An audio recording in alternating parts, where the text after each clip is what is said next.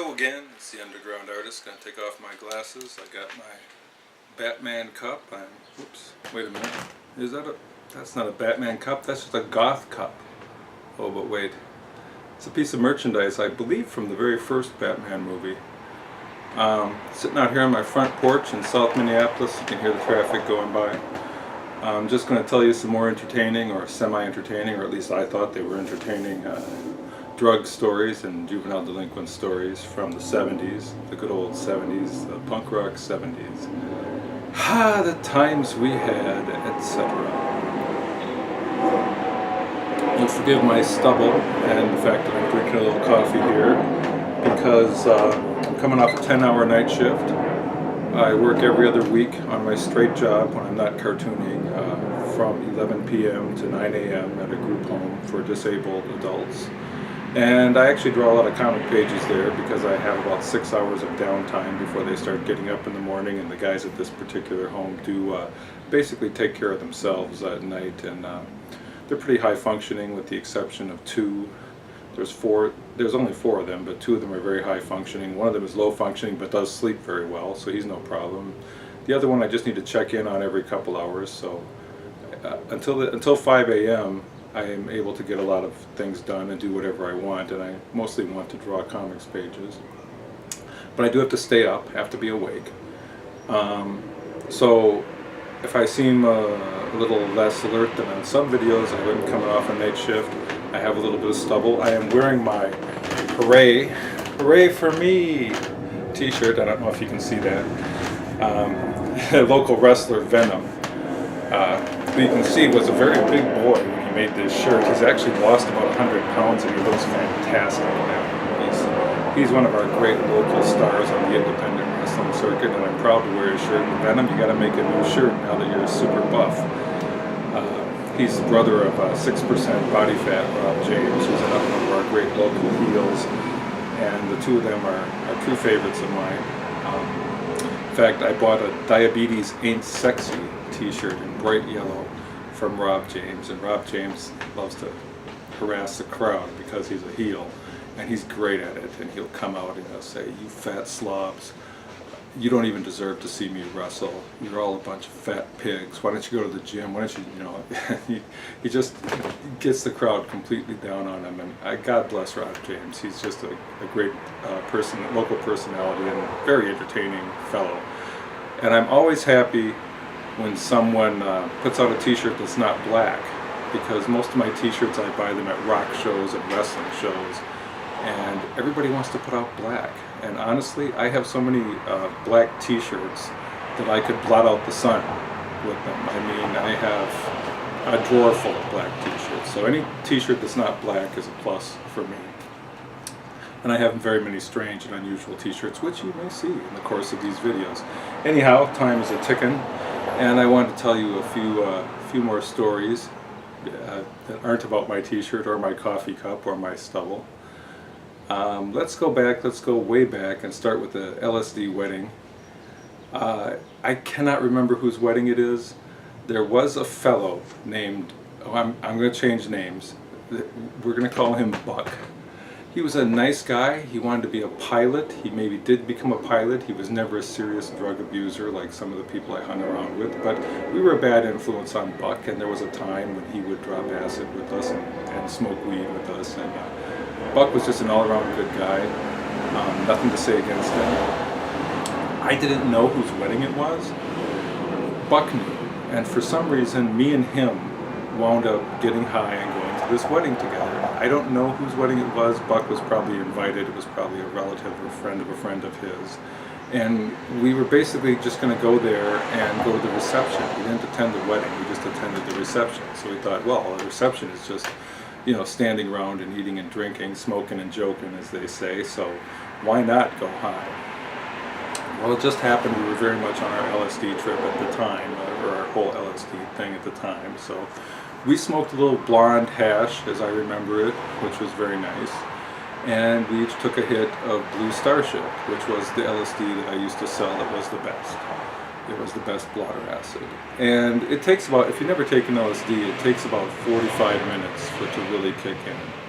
Depends on how strong it is, but half hour to 45 minutes to at the extreme end, maybe almost an hour to really start to kick in to where you're feeling it. It comes on very gradual.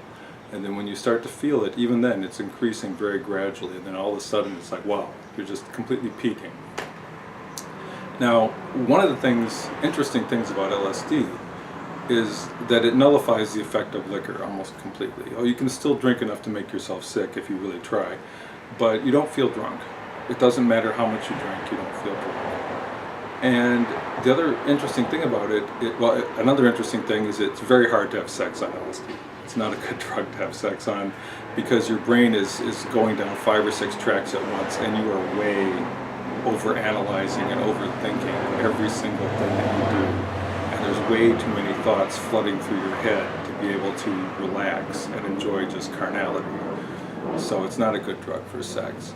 But the other thing I was going to mention is that you don't feel like eating when you're on LSD. Eating seems a very strange and base and almost carnal thing that you feel like you don't need to do it. And it's actually kind of physically hard to do it. If you put the food in your mouth and you start chewing it, you're like, this is strange. How many times am I supposed to chew this? Do I swallow now? It's just it just doesn't come naturally to eat when you're on LSD, and most people will never eat anything when they're on LSD. But we went to this wedding and we smoked some of this blonde hash in the parking lot, and we dropped a hit of blotter acid each, and we walked in, and they hadn't really opened up the buffet line yet, and we're standing around and we're talking to people. The hash made us hungry, and so we're thinking, yeah, let's get some food before this acid kicks in.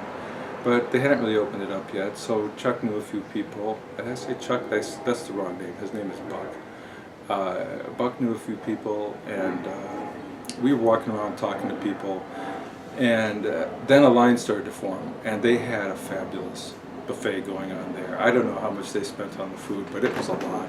They had this big long buffet line. It had to be, if you've seen the tables that they use at comic conventions, it had to be about 3 of those. This food line, they had like everything. They had choices of entrees, they had wedding cake, they had everything there. And they had, I guess they had already, I don't remember the kind of cake, I think they had already cut it at some point. But we're just going to serve it in the same buffet line. And this big, there was a lot of people there. It was like a huge room, like a VFW hall or something like that. And this huge line started to form. And so me and Chuck were talking to people, and we just said, well, let's go get in line. And we're just having a great time. You could smoke indoors then, and so we're smoking cigarettes to cover up the smell of the hash, and talking to people while we're in line, and we're chatting up and chatting up and chatting up. And we get to the food, and we're really hungry because it's about 35-40 minutes later. We're getting really hungry, we're smelling this food, and that hash is just working on our appetites, giving us the munchies. And we get in the buffet line, and they're like, and there's all servers, everything's being served by servers, you're not taking it yourself. And the servers are super polite, super friendly. They're like, would you like some of this, sir? Would you like some of that, sir? Would you like some mashed potatoes? Would you like some salad? Would you like some, whatever? And so we're in line, and it looks good, it smells good. Like, yes, I'll have that. Yes, I'll have that. Yes. Got through the line, and we both went to sit down, and we found 2 seats, and there were tables where people were eating, were very crowded, excuse me. They were very crowded, and we managed to find 2 seats that were opposite each other. So Buck said, I'll take this one, and you take that one, and we got on opposite sides of the table, and we sat down, and we had these enormously mounded plates of food because we were teenage boys, and the servers were all like, these teenage boys are looking really hungry, let's load them down with some food, because that's their job, to push the food. And we looked like we could really appreciate it. We really were appreciating all the sights and smells of this food. And we sat down, and we both immediately dug in to take our first bite, put that bite in our mouths, got it in there,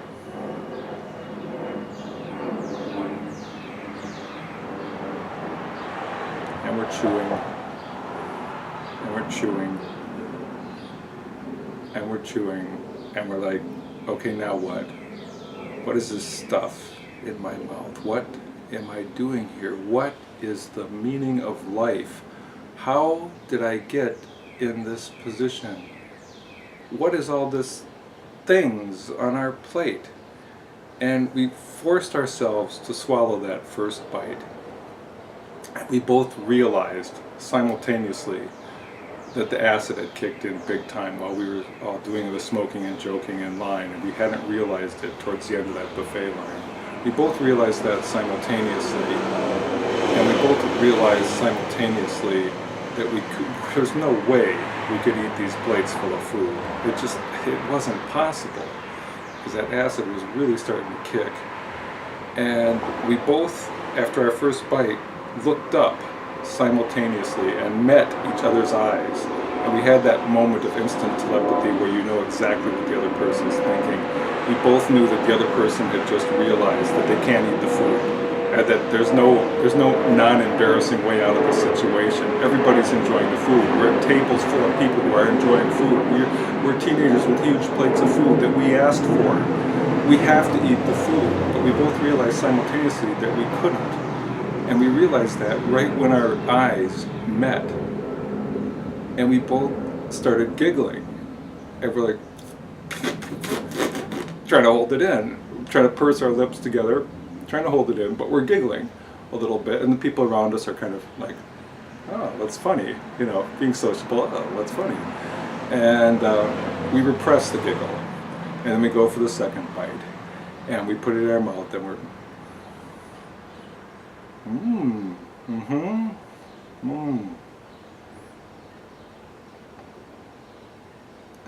We're forcing it down, and then our eyes met again after that second bite, and we started giggling even worse. And this time it was hard to press, and we couldn't repress it, and we started laughing out loud a little bit, and people around us were like, oh, what's so funny, young man?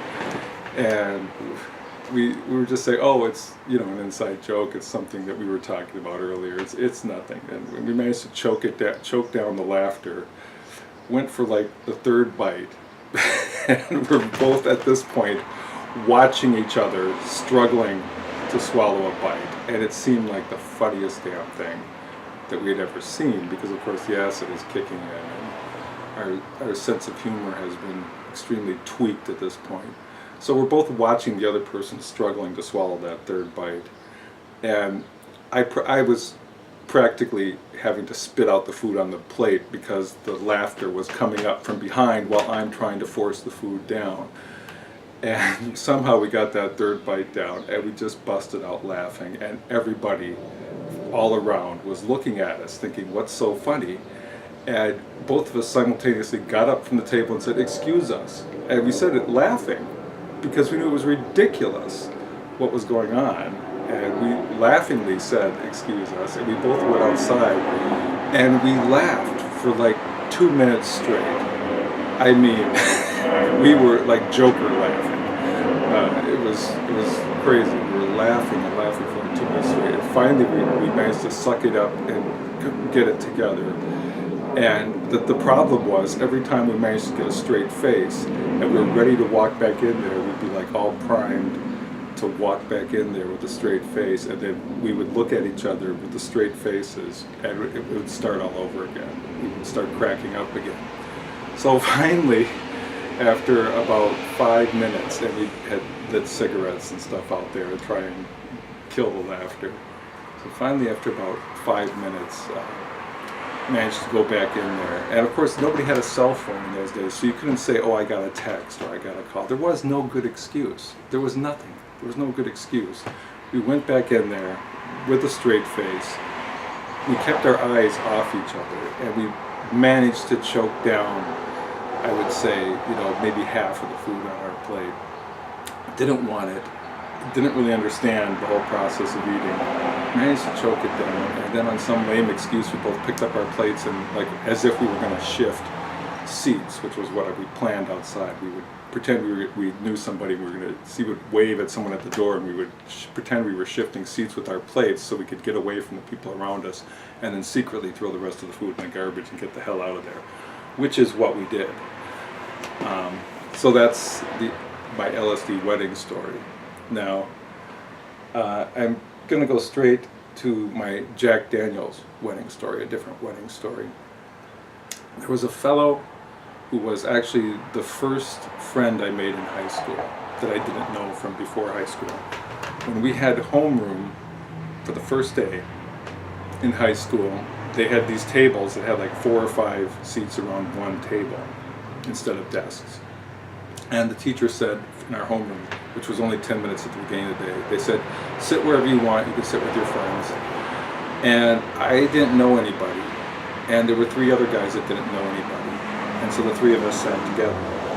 And one of those guys was a guy whose real name I'm not going to tell you, but I'll go ahead and tell you the nickname that we used to call him, because nobody calls him that anymore. Nobody who isn't an old-time high school friend of his would even recognize this nickname. So I'm just going to go ahead and use the real nickname, because it's hard for me to remember all these fake names. So we used to call him Murs, which I'm kind of ashamed to admit was probably inspired by the character of the Fonz, because all of us 70s high school kids had all watched Happy Days back when we were in junior high. So we called him the Murs, and the Murs was a really cool guy. He was a really short guy, kind of skinny. Not really short, but short, shortish, kind of skinny. Had beautiful, long, hippie hair, brunette hippie hair with a wave that a girl would kill for. Had just this natural wave and this beautiful long hair. And Murs was a really cool guy. He was one of the guys that was originally into punk rock with me, and he never did cut that long hippie hair though. But for some reason, and Murs, he turned out to be a very successful man. I hope this doesn't get back to him and embarrass him. He's very successful in the world of theater and lighting, and he's done many things, and he's a family man. He has kids, and I know his younger sister Magenta, which is a fake name, pretty well, and I still see her all the time, but I haven't seen Murs for quite a while. Anyways, there was a couple in our high school. I don't know what to call them. I'll call them J and J. They did have both names that started out with the first letter that were the same, and they were the ultimate cute couple. They were a very athletic, sort of football player type guy. He didn't have long hair. He's very clean cut. He wasn't really a partier like we did. He would smoke a little weed or drink a little beer, but he wasn't really a partier or a big stoner. And he had this blonde girlfriend who was gorgeous, and the 2 of them were like frick and frack. They were always together. They were on the free mods. We had a modular scheduling, so you had a lot of free time when you're supposed to be studying. When we actually didn't study, we actually were mostly down, in the commons area playing cards. We'd play hearts, or we'd play speed, which is a 2-handed game. Sometimes we might play a little gin rummy or something like that, but usually hearts was our game that we played, because it can accommodate a lot of players, and it's sort of a fun game. You get to stick people with points, and if you never played hearts, this is like pre-Angry Birds, pre-cell phones by a good 30 years. So people actually use things like playing cards then. Well, J and J used to usually be down there, not playing in the cards, but just occupying one seat together. J would sit on the bottom, and J would sit on his lap, and they would play kissy face through their free periods mostly. And in fact, the teacher once walked over to him and said to him, "Hey, don't you guys have something better to do than playing kissy face?" He literally said that. And they both looked up and said, and they were like, "No." So that was the end of that conversation. There wasn't a lot of discipline at my school. As I tell more of these stories, that will become very apparent. And the kids pretty much ran amok in that school at that time. The 70s had a lot of weird ideas about not disciplining kids and giving them freedom. Some of them worked out, those ideas work out great for the kids that are going to succeed anyways, but for the kids like me that are the problem kids who are going to take advantage of you, they don't work so great. So there wasn't a lot of discipline there. Anyways, J and J were the first couple I knew from high school to get married. I'm not sure why it was so sudden. I'm not sure if it was like a 9-month notice to get married thing. I really couldn't say that, but it seemed pretty sudden.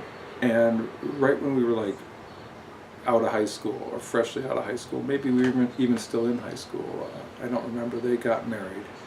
And they were the first wedding of a peer that I ever went to. And it was at a VFW hall, I think, or something like that, or Eagles Club. And they had rented this big room. And the club didn't actually sell liquor. The club rented you a room, but you could bring in your own liquor. The club sold mix, and they rented the room. And I think they had a small food menu or something, but they had just rented this room for the reception. And we were all, the drinking age back then, I believe, was 19. And it was 18 in Minnesota, then it briefly went to 19 before ultimately going up to 21. It's ironic because when I started drinking when I was 15, because there were a lot of bars down in Minneapolis that didn't really card very much, and I found a home at the Longhorn Saloon and drank down there all the time from the age of 15. And right when I was about to turn 18 and be able to drink there legally, they boosted the drinking age up to 19. So I'm like, son of a bitch. It's like 2 months away from being legal, and they boosted it. So I had to wait a whole nother year. By the way, when I did finally turn 19, I went into the Longhorn, and there was this lady, Margaret, who always sold the tickets there. That's her real name, but I don't see any reason to change that. And she'd been seeing me in there for years. And I was 6'4", so she could legitimately have thought that I was older.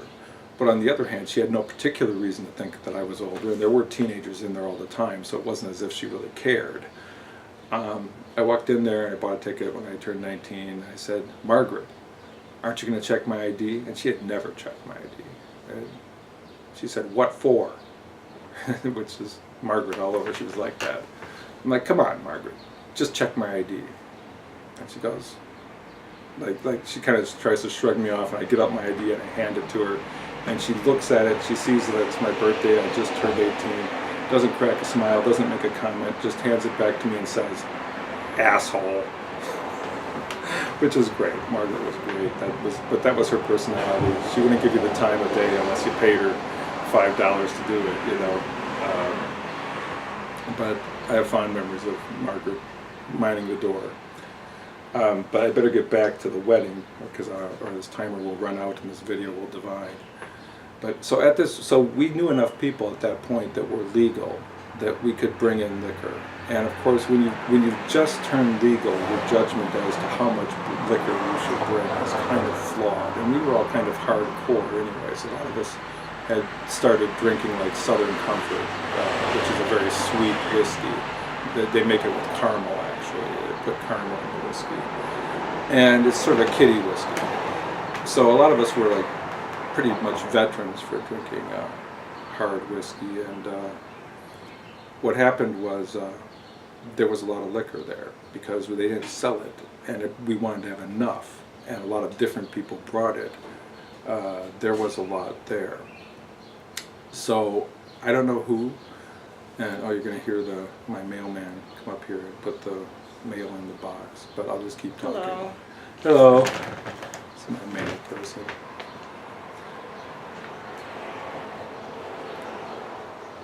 But so anyways, what happened was that there was a lot of liquor there at this event. And someone had brought a bottle of, there it goes, there's the mail.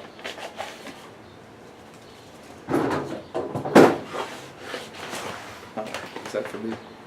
I have to get this package. Is that for me? Oh, Yes, thank you. You're welcome.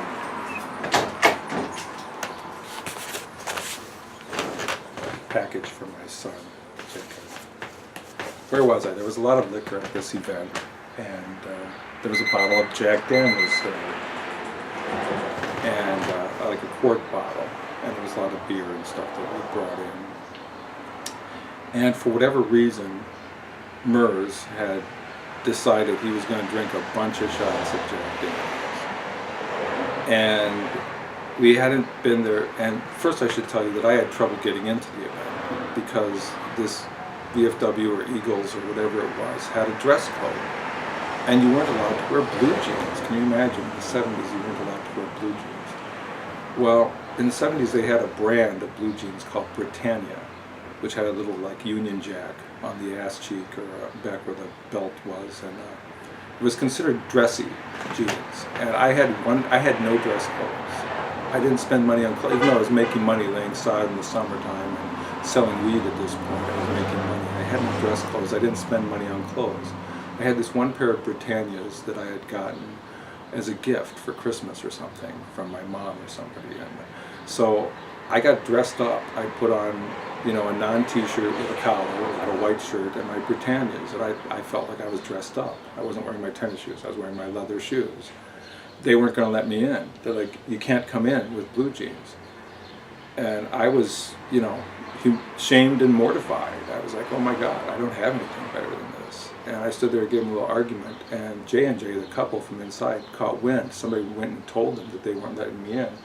And to their ever-loving credit, God bless them, they came out and read that person at the door, the riot act, and they had rented this room, and they had 50 to 100 people coming to this room, and they said, if you don't let this person in, we're going to take this entire group someplace else, and we're going to demand a refund on this room.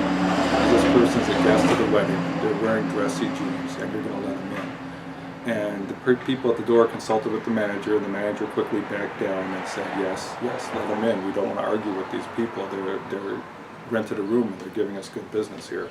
They're buying a lot of mix and stuff. So they let me in because the couple stuck up for me. Thank you. And I'm partying. I don't really notice that Mers was drinking heavily.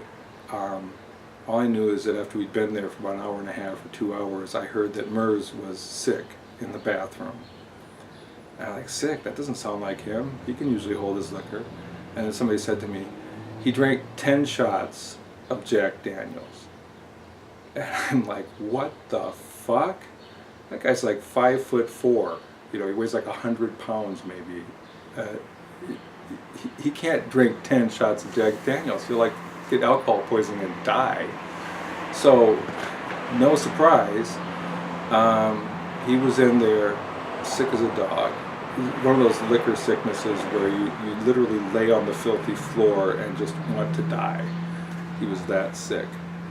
And I hadn't brought him there, so I don't really know how I wound up, being the one to bring him home. But somehow I did wind up with that job. And someone came up to me late at night and when it was breaking up and said, could you bring Mers home? Because they knew I didn't live far from him and I knew where he lived. And I said, yeah, I guess so. Well, at this point, I had my first car, which was a 65 Lincoln 4-door with suicide doors in the back, which means the doors open backwards.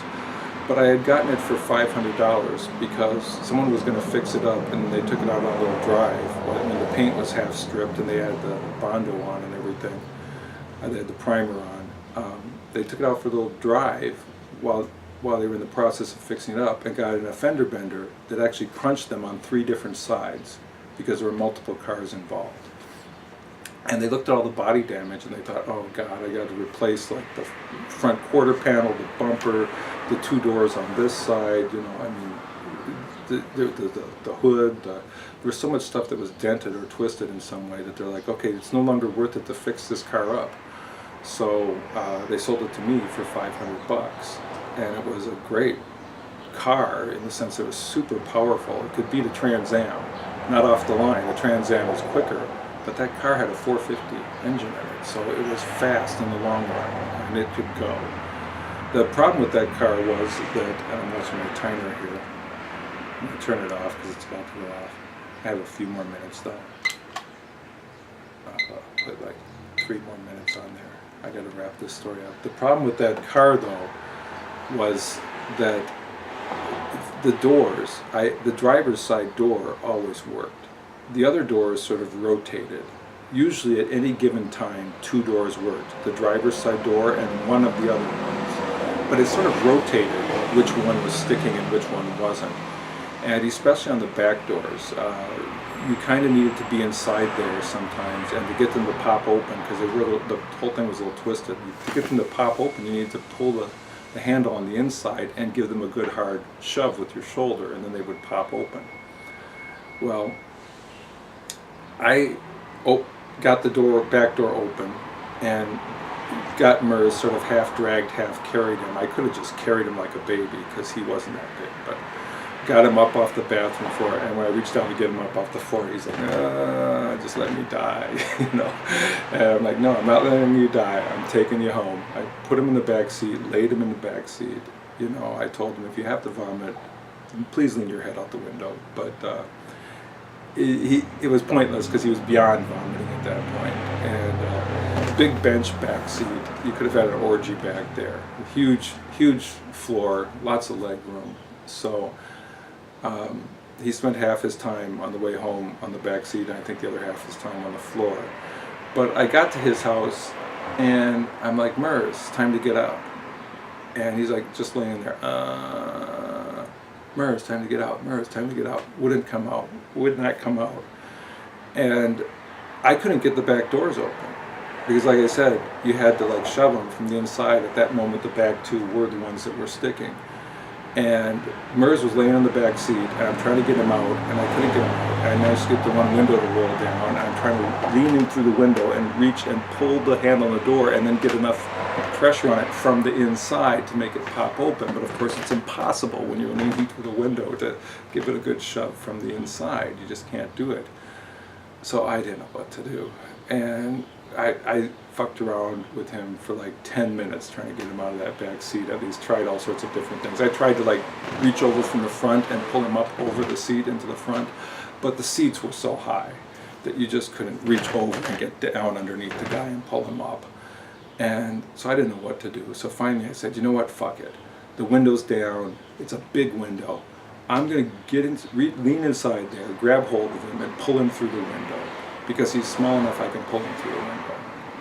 So I did it. I got inside there, I got him under the armpits, I got him up, I pulled him through the window and set him on the grass to sort of get myself organized. And I'm sort of just like, you know, getting my doors shut and stuff, and he's laying there on the grass, and the grass is wet.